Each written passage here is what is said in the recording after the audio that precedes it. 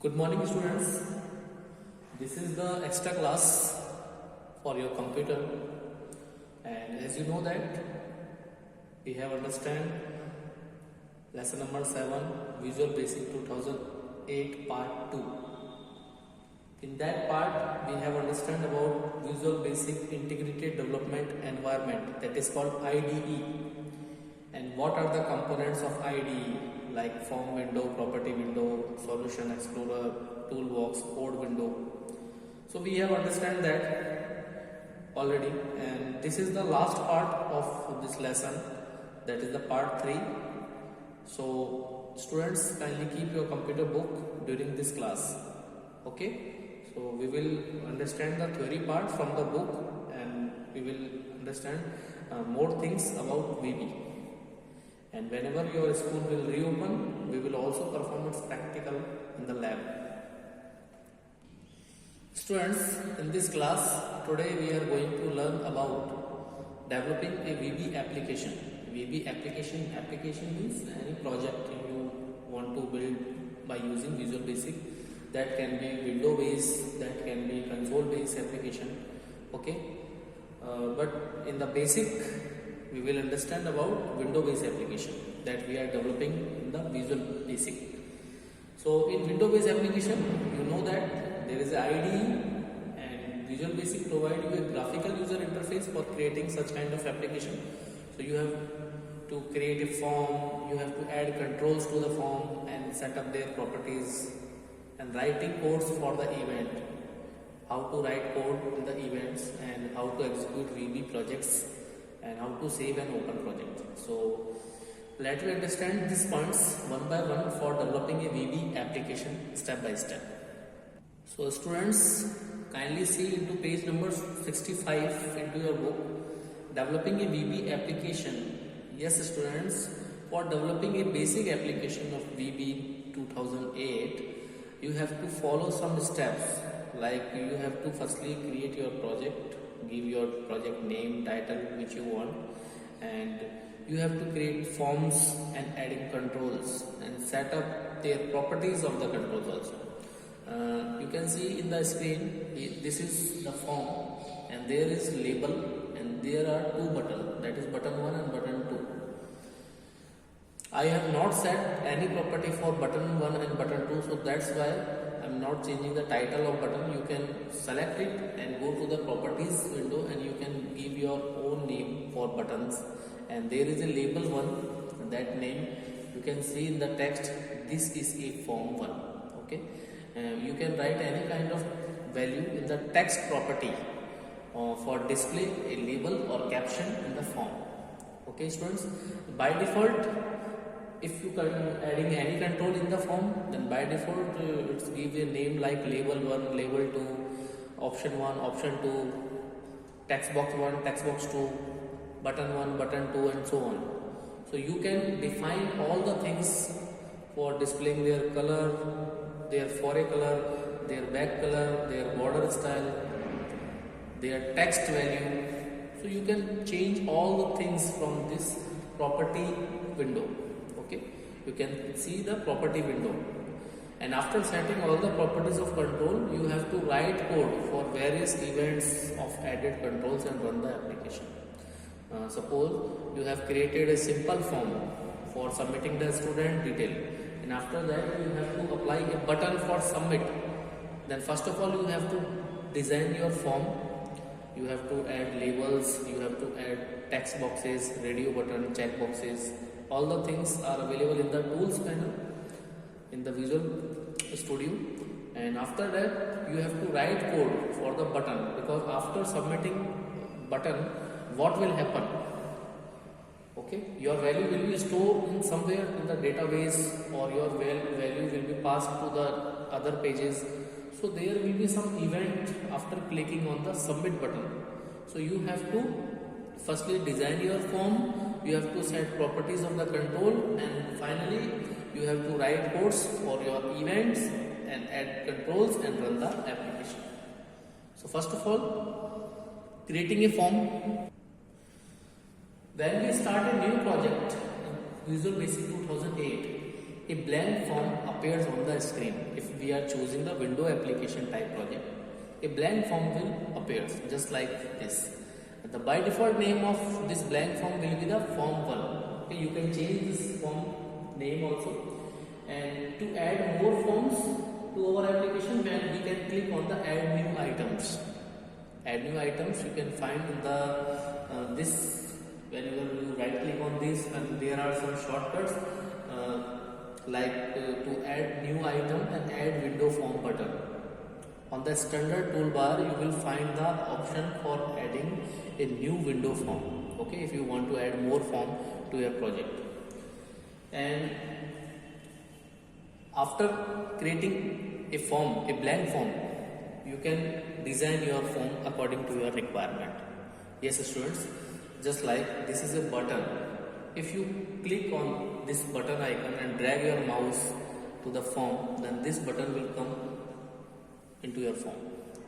So whatever you want to display in your form, you can select, just like label, list box, there are combo box, check boxes, there are many kinds of things like month calendar, text boxes, list view, notify icon. So you can choose any of the common controls for designing your form. Okay, so that will create your form. Now adding controls to the form. Yes students, for adding a new control in the form, you have to follow some steps. You have to click on the desired control in the toolbox. This is the toolbox. You have to click on the desired control in the toolbox and bring the pointer on the form. The pointer will change to the cross symbol. Cross symbol will be converted, and move the pointer to the desired location and drag it to draw a selected control. Yes students, we have already understand this. First of all, we have to click on any control and you have to drag your mouse and place this control according to your desired position. And after that, the control will be placed on the form. And we can change the size, shape and location of the control as per our requirement by setting their properties. Okay students, because whenever we click on this button 1 control, then its properties will be shown in the property window. So you can change the button color, you can change the button text size, its location according to your requirement. Okay. Now setting properties of the controls. Yes students, controls form is also a control. You can see that if you click this form, then its property window will display all the properties regarding to that form. So you can change the form name, you can change the font color, or you can give your font title and anything you want. In the properties window you can find all the properties. So you can change the properties of form as well as you can change the properties of other controls that are available in the tools panel.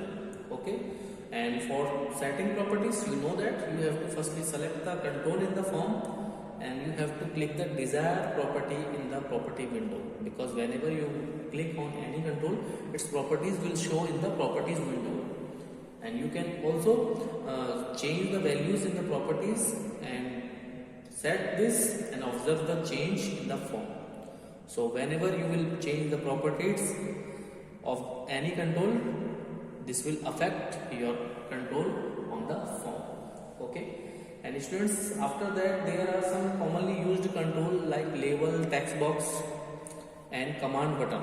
Yes, a form, in a basic form you will find these three commonly used control, that is label, text box and command.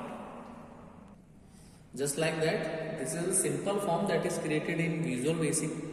So you see that there are the values like name, username, password, type, login, username, password. So these are the labels, these are the label control. And there are some text boxes, you can see that text boxes. There are a combo box that is called drop down or combo box, and these are the command button that is used for save, that is used for login. So you can design a basic form by using this commonly used control, that is label, text box and command button.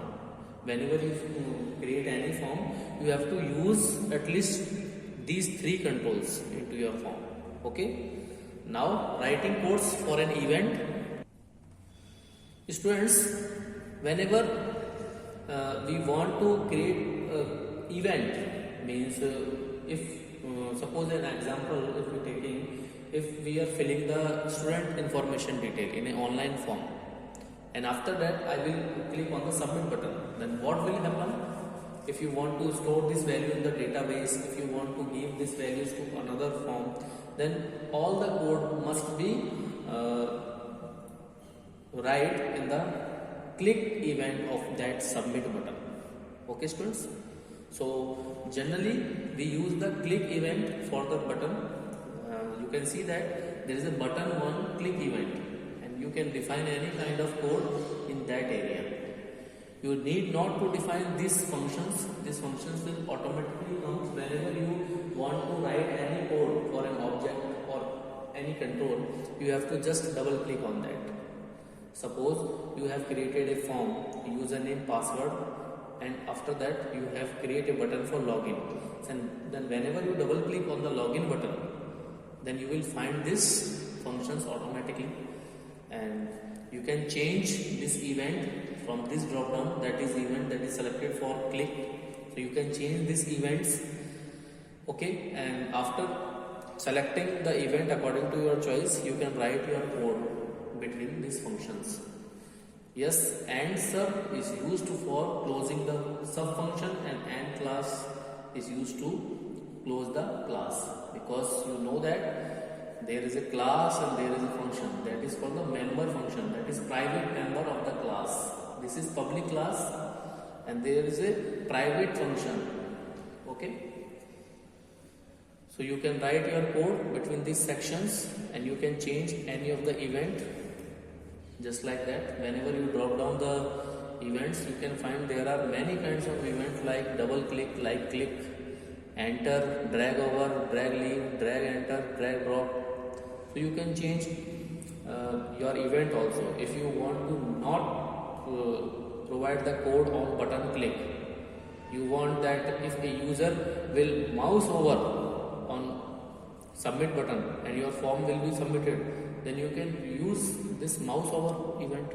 Okay, then you can change any kind of event according to your choice. Event, you know that event can be anything after that particular action will be taken. Okay, if you want that whenever a user will give information in a form and it not required to click on the submit button, it required to only the mouse over on submit button, then you can change its event, that is mouse over, and you can write your code for submitting this form on the mouse over event. Now students, how to execute a Visual Basic 2008 project. You can see the IDE screen, and there is a debug option in the menu bar. So you can click on the debug menu, and there will be, you will find the option that is start debugging. Start debugging means your code will be checked by the compiler or debugger, and if there any kind of mistake will occur, then error message will be displayed in the code part. Okay, so you have to firstly debug your project, and after that it will come in the running mode automatically. And you can also press F5 key on the keyboard for executing your Visual Basic project in a shortcut manner. But I suggest you to first of all start debugging your project, and after debugging, if there any error, you can correct it, and finally you will execute your project. Okay. Now students, how to save a Visual Basic project. So you know that this is the very simple procedure for saving a file in Visual Basic. So first of all, you have to click on the file menu that you can see in the IDE environment, like that. There is a file menu, you can see that. After clicking on the file menu, you will find the save file as option. If we are not giving any title of your project, then you can change your file title also. And if you are saving your project first time, then you can use the save button also. Okay, and the procedure of saving is very similar, just like MS Office, MS Word. We are saving the file. Go to the file menu and click on the save as option. there is a file name. You can change your file name according to your choice and click on the save button. So it will save your file. Yes students, most important things is the extension. The extension of Visual Basic project is .vb. Okay. So if you are creating a form, then the form file extension will be .frm. Okay, so there are, because the project may contain multiple kinds of things, multiple kinds of application in the form and any kind of object, so there can be multiple extension in the file of one project. Okay, now similarly, if you want to open an existing project, then first of all you have to go on the file menu and click on the open option. The open project dialog box will appear, and after that you will find your project according to the location and select it, and after select it you have to click on the open button. Student, this will very simple to open a file, just like MS Word, MS Excel. We are go to the file menu and click on the open button, find the location, select the file and click on the open button. So it will very simple to open any existing project, saving any Visual Basic project and executing. For execution of Visual Basic project, you can simply press F5 key from the keyboard if you are having the problem for start debugging, but I recommend you to choose the debug menu. In the debug menu you will find the start debugging, and after start debugging you will play your project, you will execute your project with the error free.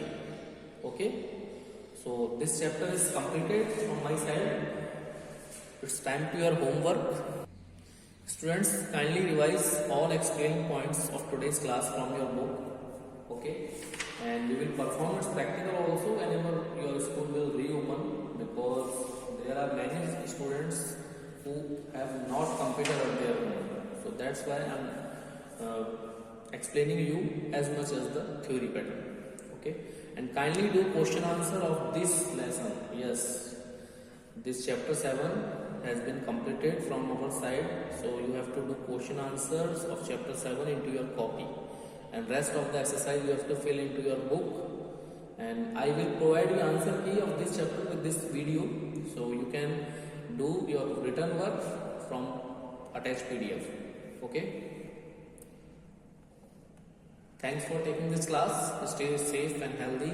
Have a nice day. And students, if you have any doubts, then feel free to ask me, and complete your written work up to chapter 7. Okay, after this class you have to complete your work up to chapter 7. Thanks.